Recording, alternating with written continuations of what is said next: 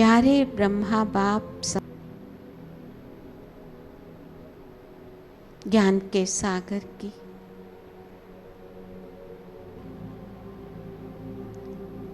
प्यार की तरंगों से धड़क रहा है।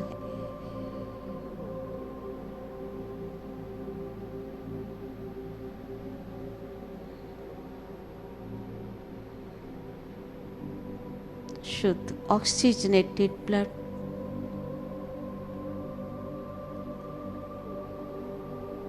हर मांसपेशियों तक पहुंच रहा है।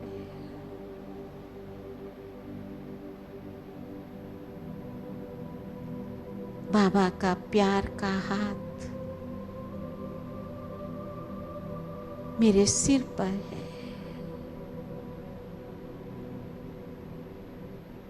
मेरा सर्कुलेटरी सिस्टम ठीक कार्य कर रहा है। मेरे बाबा आज मुझे सुप्रीम सर्जन के रूप में मिले। ब्रह्मा बाबा उनके असिस्टेंट सर्जन बन, दोनों सर्जन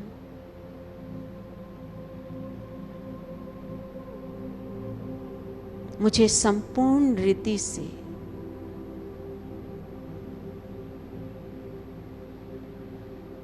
स्वस्थ बना रहे हैं। मैं भी दिल से पूर्ण सहयोग दे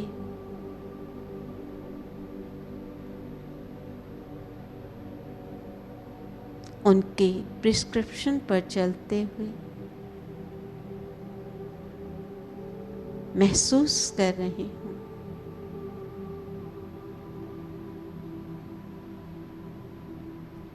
मैं स्वस्थ हो रही हूँ।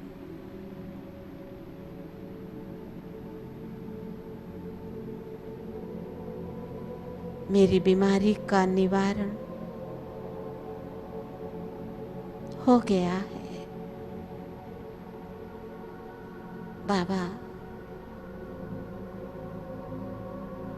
अब आप ही इस जीवन की नैया के खेवैया हो।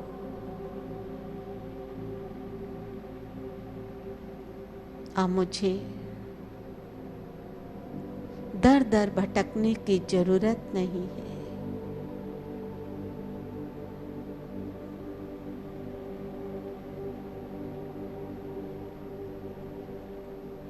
सुप्रीम सर्जन के रूप में आपको पाकर मैं धन्य हो गई हूँ।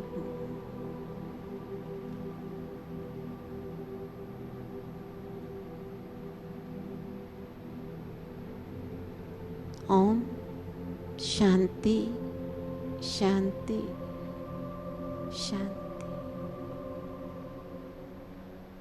इस तरह से हमें बाबा से बातें करते रहना है। ठीक है, आपके ऊपर है, आप जैसे भी संकल्प चलाएं। बाबा सर्व गुणों शक्तियों के दाता है। हम दवाई खा रहे हैं फिजिकल डॉक्टर की बताई हुई, लेकिन लेजर किरण हीलिंग एनर्जी बाबा दे रहे हैं। ठीक है, वो दवाई भी जब फायदा करेगी जब अंदर में हम आत्मिक स्थिति में स्थित होंगे, साथ साथ बाबा के नियमों का भी पालन कर रहे होंगे। बहुत सूक्ष्म गहराई में हमको जाना पड़ता है। बाबा कहते हैं क्वांटम लेवल पर ही सब कुछ होता है।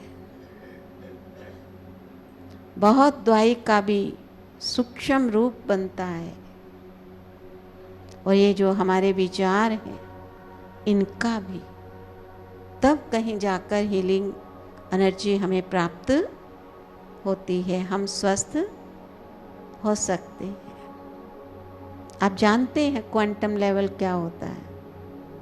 दवाइयों का भी तो सूक्ष्म रूप है ना, और डॉक्टर यही तो ट्राई करते रहते हैं जो ये बनाते हैं ना, कितना छोटी से छोटी बनाएं और पावरफुल बने। जैसे स्थूल चीज़ें हैं, पहले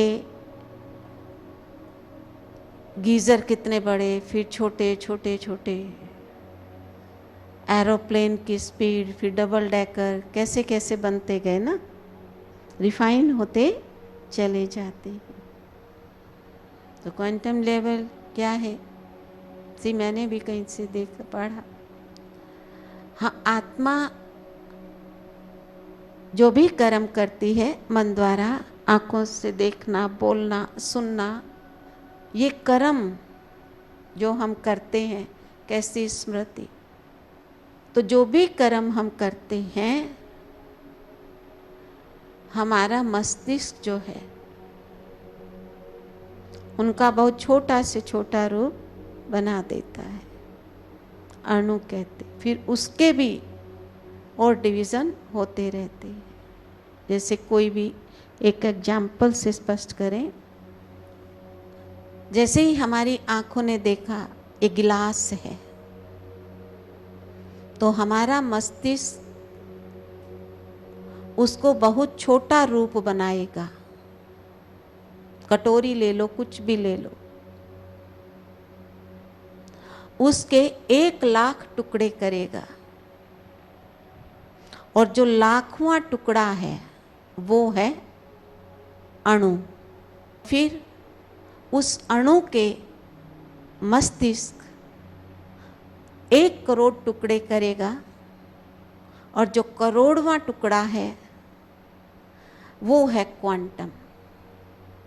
उस स्तर पर आत्मा, परमात्मा और प्रकृति का आपस में मिलन होता है। इतना सूक्ष्म रूप चाहिए। कितने टुकड़े है ना, अणु से भी, उसके भी 1 करोड़, फिर जो करोड़वां टुकड़ा,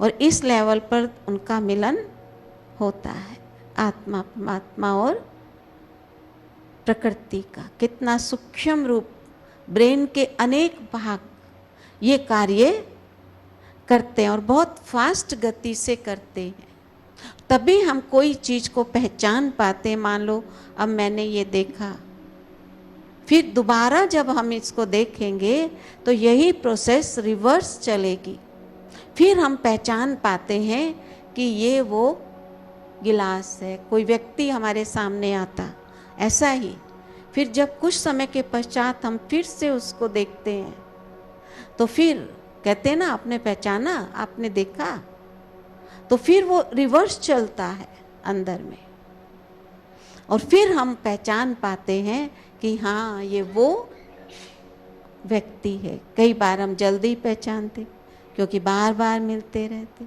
और कई बार क्या होता है, टाइम लगता है। ये ज्ञान में भी यही तो होता है। वही आत्माएं, मम्मा आई, उसने फर्स्ट डे में पहले ही पहचान लिया, और बाबा ने भी उनको पहचान लिया, ये राधे आई। उनकी हिस्ट्री पढ़ोगे तो पता चलेगा, पढ़ना चाहिए ब्रह्मा बाबा की हिस्ट्री, ठीक है ना। औरों की मैं नहीं कहती, लेकिन वो पढ़ के देखो जरा। तो जो कुछ कहा ना, सत्य कभी मिटता नहीं, जो कुछ है वो सब रिकॉर्ड हो जाता है। आत्मा तो वही है, आत्मा में सुख और दुख का पार्ट भरा है। स्वर्ग किसी ने देखा होगा तो स्वर्ग में उसमें विश्वास होगा या नहीं होगा? भले अभी वो संस्कार हमारे जागृत नहीं हुए, लेकिन बाबा कहते इतना अब आत्म अभिमानी बनो, ये दे दे के दुनिया वैभव पदार्थ इतने डिटैच हो कि तुम्हें स्वर्ग के सीन सीनरियाँ दिखाई देने हो, ठीक है। ऐसा साधारणता नहीं है, ये मेहनत है। सहज क्यों? क्योंकि बाबा साथ है, इसलिए सहज है। वो एक एक्यूरेट रास्ता हमको बता रहे हैं। और इस दुनिया में जो भी कार्य होते हैं वो इतने गहरे लेवल पर जाकर होते हैं, अच्छे या बुरे जितने भी काम हो रहे हैं, चाहे कोरोना था, नहीं समझ में आया, थोड़ा किया, लेकिन वो भी इतना गहरे में था, पहले भी आया था और अब फिर भी आया। बहुत गहरे में होता है, बहुत गहराई। इसलिए कहते हैं ना, ज्ञान क्या है? सागर सा गहरा और पर्वत सा ऊंचा है। पहले गहराई में जाएंगे और फिर ऊंचाई, क्योंकि सारा क्या सामने आएगा? जो पाप किया हुआ है वो भी तो अड़चन डालेगा, ज्ञान में आते ही भी शुरू हो जाता है। इसलिए कई बार कुछ लोग कहते, हम ज्ञान में आए तो हमको ये बीमारी आ गई, हमारा ऐसे हो गया। क्या ज्ञान में आने से हो गया? क्योंकि वो क्या होता ना, यही तो फिर अंधश्रद्धा भी आ जाती। यहाँ जाने से ऐसा हो गया तो शायद हमको नहीं, यहाँ आने से भी आते ही कईयों के टेस्ट शुरू हो जाते हैं। और ही बाबा को याद करेंगे तो बीमारी सदा के लिए छूट सकती है।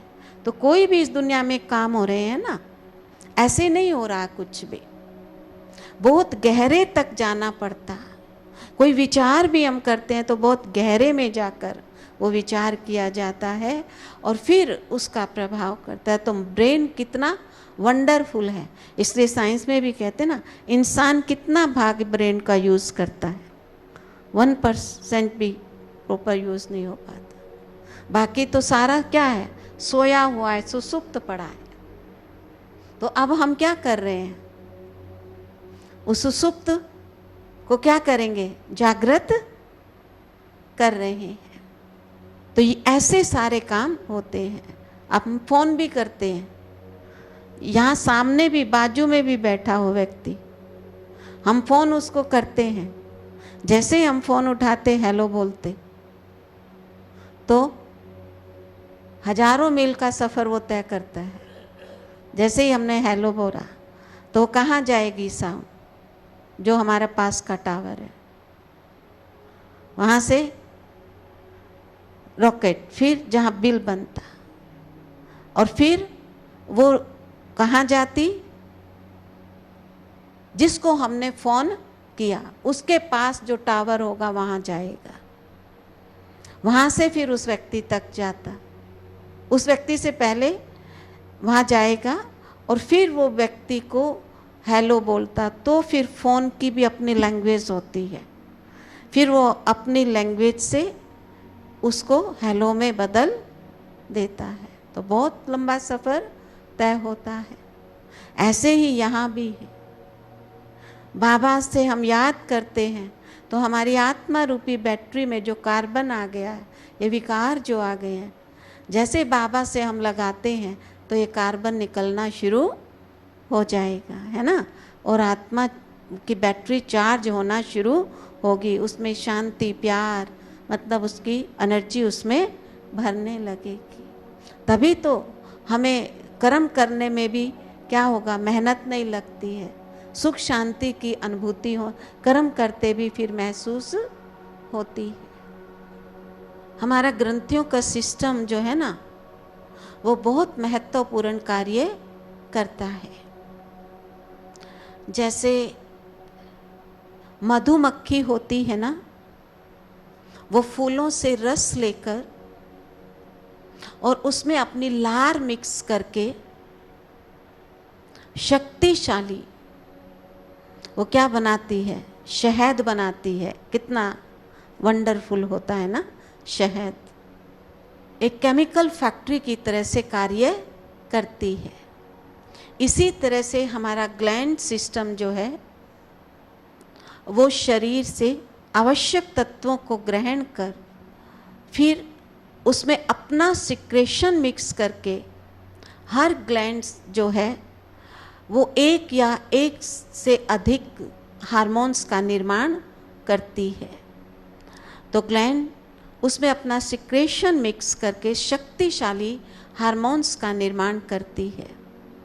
और ये हार्मोन्स जो हैं, जैसे आकाशवाणी की तरंगें फैल जाती हैं, ठीक ऐसे ही ये तरंगे जो हैं, हार्मोन्स जो हैं, आकाशवाणी की तरंगों की तरह हमारे हर अंग सेल तक पहुंच जाते हैं और जो मृत प्राय कोशिकाएं होती हैं उनको फिर से पुनर्जीवन प्रदान करते हैं।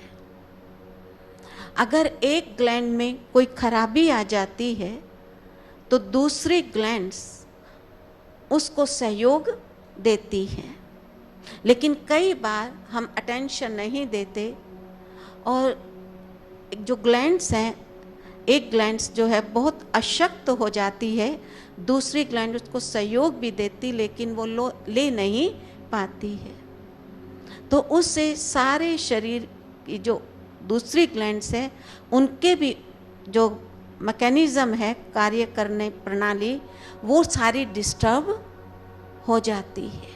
तो एक केंद्रीय मंत्रिमंडल की भांति ये ग्लैंड सिस्टम कार्य करता है। जैसे होता है ना, सभी राज्यों का अपना अपना कार्य करना होता है, लेकिन कई बार कोई राज्य में कहीं कुछ गड़बड़ हो, अशक्त हो, तो केंद्र की सरकार उसके अंदर क्या करती है, हस्तक्षेप करती है ताकि कार्य स्मूथली चलता रहे। ठीक ऐसे ही ये ग्लैंड सिस्टम भी कार्य करता है और हमारी कहते 70 से 95% 90 तक बीमारियों का कारण ग्लैंड सिस्टम में खराबी आना ही है। तो इन ग्लैंड सिस्टम को ठीक करने के लिए हमें क्या चाहिए, आध्यात्मिक पावर की जरूरत होती है। वो तो फिर कहते भाई दुनिया में तो दुनियावी तरीका बताएंगे, उनको तो ये तरीका नहीं पता, वो कहेंगे भक्ति पूजा इन सब के जरिए हम उसको ठीक करें, लेकिन हमारे पास एक ये सटीक तरीका है कैसे आध्यात्मिक पावर बाबा से लेकर और फिर मन के द्वारा भी वो हमने प्रोसेस की, मन के द्वारा ये सारी एनर्जी हर अंग सेल तक पहुँचती है। तो जिससे क्या होता, मन खुश है, आध्यात्मिक शक्ति है, तन स्वस्थ है, तो समाज भी क्या बनता जाएगा, स्वस्थ बनता जाएगा। हम जब मन तन से स्वस्थ नहीं होते हैं ना, कोई भी प्रॉब्लम चल रही है, मानसिक कोई परेशानी है, चिंता बनी रहती, तो मन से भी तंदुरुस्त नहीं है, नहीं स्वस्थ नहीं, और तन भी फिर ठीक नहीं है। तो उससे क्या होता है, हम अपना कार्य सही नहीं कर पाते हैं, आपसी झगड़े, ठीक है ना, ये सब दिखाई देता। इसलिए ये ज़रूरी है कि हम अपना क्या करें, ग्लैंड सिस्टम को सही करें और इनके बारे में एक एक ग्लैंड के बारे में डिटेल में जानना बहुत ज़रूरी है। जैसे कैसे हो सकता है इतनी जल्दी, जैसे पैनक्रिया ये जो है ना, पिट्यूटरी ग्लैंड जो है, उसका मेन कार्य क्या होता है, ये ब्रेन में मस्तिष्क के नीचे की तरफ होती और ये बहुत ही इम्पॉर्टेंट ग्लैंड है, मास्टर ग्लैंड है। इससे जो सिक्रेशन होता उसके आधार पर दूसरी ग्लैंड का सिक्रेशन होता है और ये शरीर की हर एक्टिविटी, गतिविधियाँ और शरीर के तापक्रम को मेंटेन करती, शुगर की मात्रा को बैलेंस में रखती है, नर्वस सिस्टम सबके लिए बहुत इससे ताकत मिलती रहती है। हम देखते हैं ना, कोई व्यक्ति एक्स्ट्रा ऑर्डिनरी लंबा होता है, प्रगति मैदान वगैरह में जाकर देखते हैं, है ना, और कोई बौना रह जाता है। इसका कारण क्या है, अगर बचपन में ही पिट्यूटरी ग्लैंड निष्क्रिय हो जाती है किसी की, तो वो बौना रह जाता है, और किसी की बहुत अधिक सक्रिय हो जाती है तो वो व्यक्ति बहुत लंबा होता है। भले हम उनको देखकर हंसते हैं, वास्तव में उनको बहुत तकलीफ होती है। मैंने प्रगति मैदान में एक बहुत लंबे जो होता है ना व्यक्ति से बात की थी, तो कहते बहुत तकलीफ होती, बहुत दवाइयाँ खानी पड़ती, बैठने की प्रॉब्लम, उठने की सारी प्रॉब्लम्स उनको होती है, जिनको देखकर हम हंसते हैं। वो हमारे लिए क्या होते हैं, वहाँ घूमते हुए हंसी का पात्र बनते हैं, लेकिन उनको तकलीफ बहुत होती है। तो ये भी ग्लैंड के अंदर खराबी का ही कारण होता है, ठीक है। और इस ग्लैंड का मेन क्या कार्य है, ये हमें तनाव मुक्त बना के रखती है, आपसी प्यार बना के रखती है, हमारी प्रवृत्तियों को, मनोवृत्तियों को ये इसका कार्य है वो सही ही रखे।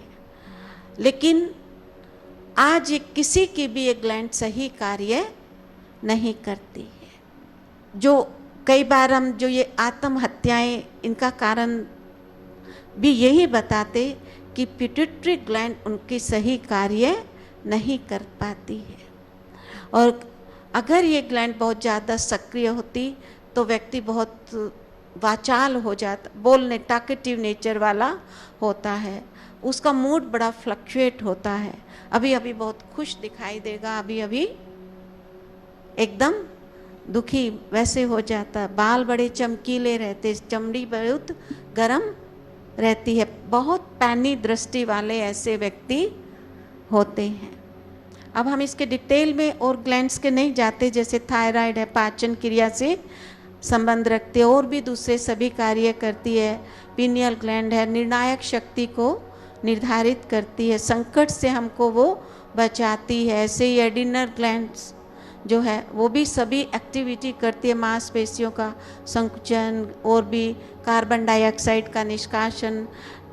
तो और इन सभी ग्लैंड्स के लिए अलग अलग हमें गुणों की भी ज़रूरत है। जैसे पिट्यूटरी ग्लैंड के लिए सभी गुणों की ज़रूरत होती है, और ये विशेष सुबह 4 बजे चार्ज होती है। एक्चुअल में 2 बजे से लेकर 12 बजे से ले लो, और 3-4 बजे तक का टाइम हमारे लिए बहुत इम्पोर्टेंट होता है। पीनियल ग्लैंड जो है वो 2 बजे चार्ज होती है, गुप्त अंधेरे में ये ग्लैंड चार्ज होती है, और पिट्यूटरी ऐसे ही फिर ये जो पैनक्रियाज जो है, इससे इंसुलिन 8 बजे निकलता है। इसलिए अक्सर कहते भाई 8 बजे तक हमें खुश रहना चाहिए, शांत में, कोई टेंशन की बात नहीं लेनी चाहिए।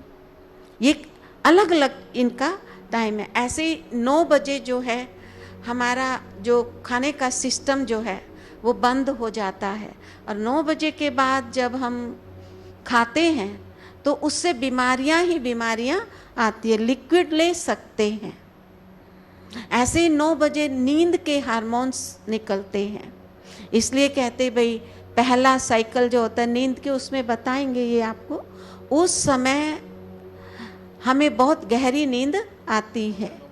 रात के समय 9 बजे मेलाटोनिन हार्मोन्स निकलते हैं, और उस समय हमें, अगर हम उस समय कई बार नहीं सो पाते तो फिर बाद में क्या होता है, 11 बजे पित्त निकलना शुरू हो जाता है और उसका प्रकोप बढ़ जाता है। इसलिए जब 9 बजे हम सो जाते, 9 से 11, तो हमारी जो रीढ़ की हड्डी होती है, 9 बजे नहीं भी सो पाते तो 10 बजे तक तो ज़रूर सो जाना चाहिए। बाबा ने भी ये 10 बजे का समय बताया।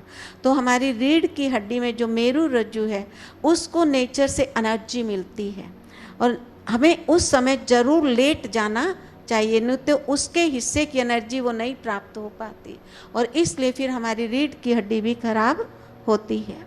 और 11 बजे फिर पित्त का प्रकोप बढ़ जाता, और उससे फिर हमें अनिद्रा की फीलिंग आती है, नींद नहीं आएगी, सिर दर्द होने लगता है, आँखों की प्रॉब्लम शुरू हो जाती है।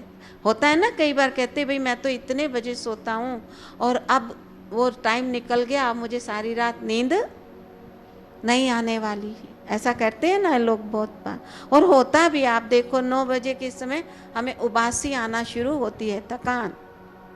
तो जो टाइमिंग है, हम आज यही तो नेचर के अंदर हस्तक्षेप करके चल रहे हैं, और बाबा के डायरेक्शन पे अगर हम चलें तो हमारी बायोलॉजिकल क्लॉक सही हो सकती है। बाबा ने भी बताया 10 बजे तक सो जाओ, जल्दी सो जाओ, कहते हैं ना, इसलिए पहले के लोग क्या होता था, लाइट वाइट नहीं होती थी, तो क्या करते थे, अंधेरा होते ही वो सो जाते थे।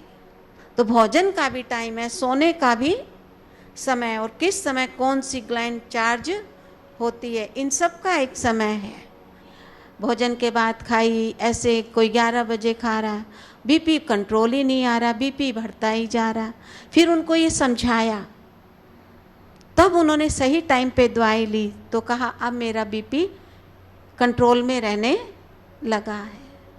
तो टाइमिंग की भी इम्पोर्टेंस होती है, और हर चीज़, नींद प्रॉपर नहीं आएगी तब भी बीपी बढ़ेगी।